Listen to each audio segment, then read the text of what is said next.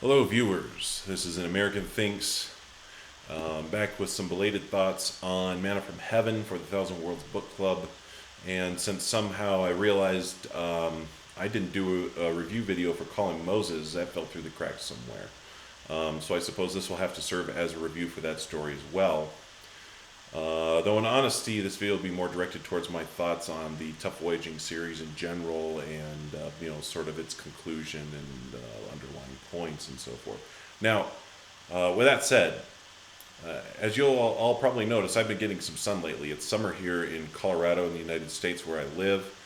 And Colorado is a fantastic place to be if you're into outdoors activities, which I am, and I've been taking full advantage of being out there and enjoying the summer.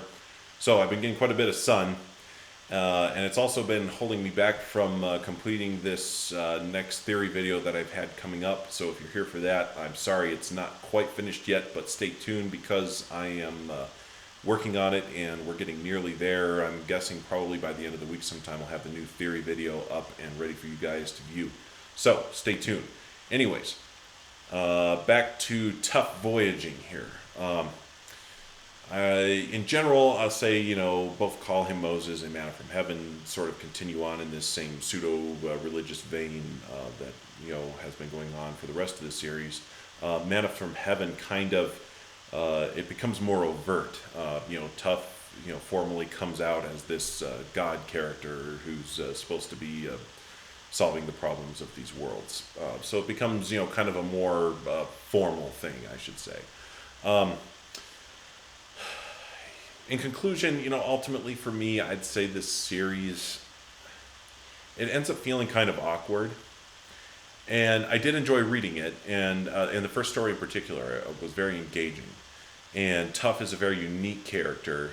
He's certainly not like any other character I've personally read before, so it was fun reading him. But the end was kind of a letdown for me. I guess I didn't really buy the philosophy, or maybe I should say I'm not 100% sure what the philosophy was supposed to be, and by that I mean I'm not really sure whether George R. R. Martin meant for this to exemplify an actual solution to real problems, or whether he just meant for this to be like a cautionary tale about the use of power. My guess is it's the former, not the latter, but not completely sure. And let's dig into this a little deeper. This is going to be getting into the character of Tough and his claim to being a god. Really, when you break it down, his only real claim to being a god is that he has the power to assert his will.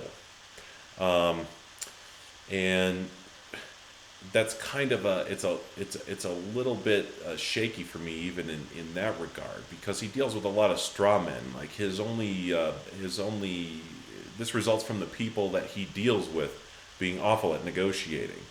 And you particularly see this in A Beast for Norn, but kind of throughout the series as well.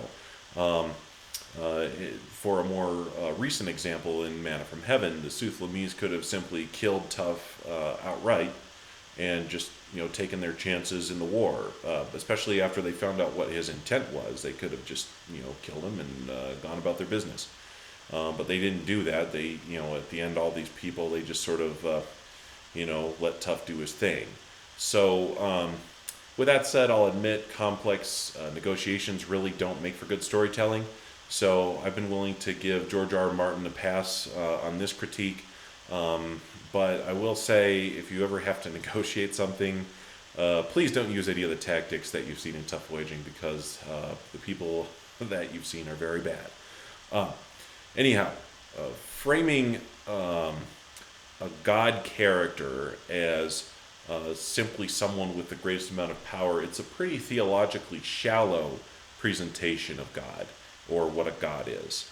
And naturally a god must be powerful, but that's only one aspect of being a god. For example, let's take a look at another one. The vast majority of people that Tough interacts with generally aren't happy with the outcomes of his actions. And maybe with the exception of some of the people in Calling Moses who benefited, otherwise just about everyone else comes out the worse for wear in dealing with Tough.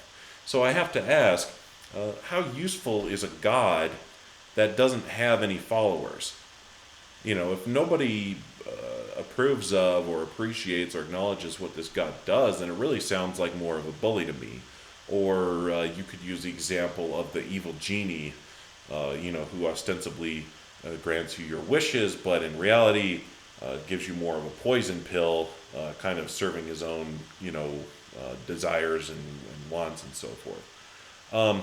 Now, I will grant that this is generally one of the criticisms of God or of religions in general, that God is a giant bully who punishes people that don't follow him. But yet, on the other hand, I'll point out that there are major religions all over the world with hundreds of millions, if not billions, of adherents who worship their god or gods, in the case of Hinduism. And often this is hundreds or thousands of years after the founding prophets.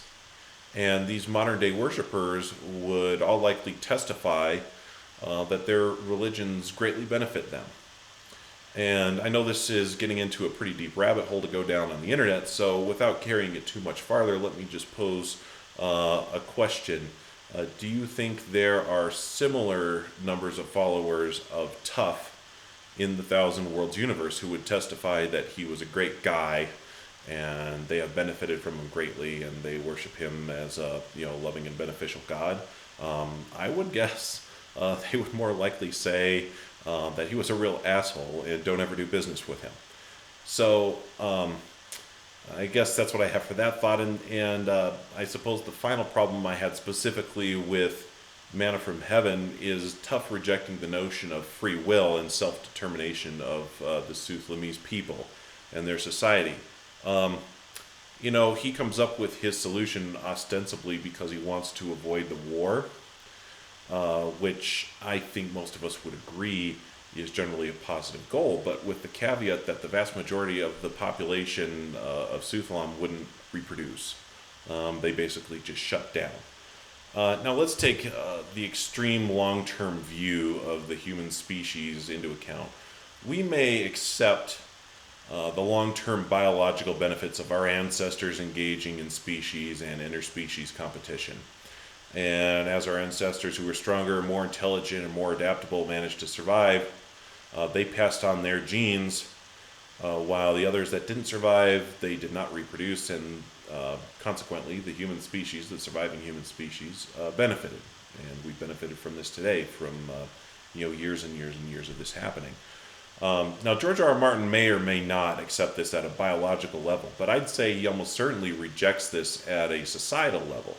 And this is the story where it really shows. Frankly, my opinion on the Suthlamese society is that it really sucks. It has major flaws, and it practically ensures their self-destruction, which is, just beginning to play out as we are reading in these stories. Now, if Tough had left well enough alone and let the situation play itself out, it would have almost certainly resulted in a war, some kind of civil war, whatever you want to call it. It would have resulted in some kind of conflict of the Suthlamese people. And, people would have died. And ultimately, the side that was the strongest, the most intelligent, the most adaptable, would have prevailed. And the Suthlamese society, or whatever new society emerged, would have been better off in the long run. Now, I'm not speaking necessarily on a biological level, of course. I'm talking about a societal level. The society would have had to adapt and change in order to overcome their conflict and move on into the future. Now, for a real-world example of this, let's take World War II. Following World War II, the vast majority of surviving humans in our world agree that ideas like fascism and racism and genocide, they make for poor societies, and they're detrimental to our human race as a whole. And we work against these ideas where they arise. And in the long run, we as a species are better off for the experience in spite of the great sacrifices that were encountered during the time of the war. Now, please don't take this to mean that I'm advocating for warmongering. I would say my point is rather kind of a paradigm, where on the one hand, anytime societies can resolve their problems peacefully, this is a positive thing. But on the other hand, avoiding conflict at all costs isn't necessarily a positive thing.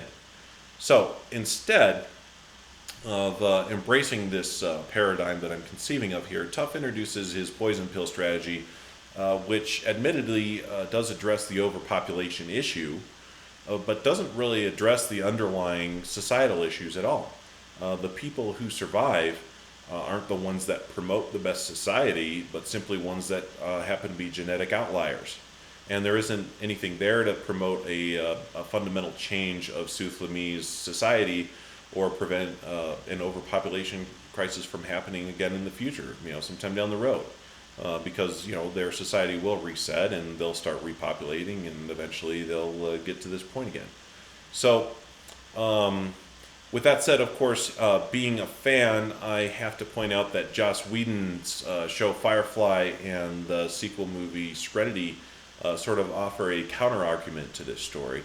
And if for some reason you've been living under a rock and you haven't watched them yet, I definitely recommend them. They are fantastic. But anyways, to wrap up, I think that Tough Voyaging isn't quite in the same vein as A Song of Ice and Fire, and obviously I've been pointing out some similar story elements as we've been reading through the series that I see similarities with The Song of Ice and Fire, but I think thematically Tough Voyaging is fundamentally different from A Song of Ice and Fire. I see many more thematic similarities with House of the Worm, for example. But not so much this one, so it was hard for me to, once this series has been over, it's sort of hard for me to take some major takeaways from it that we can apply to A Song of Ice and Fire. So in that sense, while it was generally entertaining, I am looking forward to moving on from this series and onto new material. So that's about all I had for this one. Thank you guys very much for watching and staying patient with me. And like I said, stay tuned. We should have something coming up here in the next couple of days for you, a bigger theory video content. Thanks for watching, guys. Take care. Bye.